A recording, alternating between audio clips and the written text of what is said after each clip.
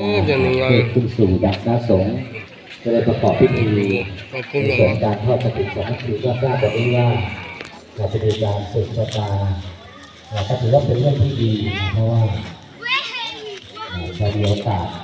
ก็จะมีการตัดขึ้นบ่อยๆก็ถือว่าเป็นโอกาสดีของเราเลยจะได้ร่วมเข้าพิธี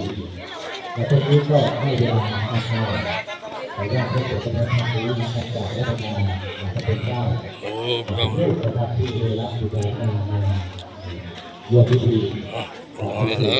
เพื่อที่จะได้ร่วมเราเพียว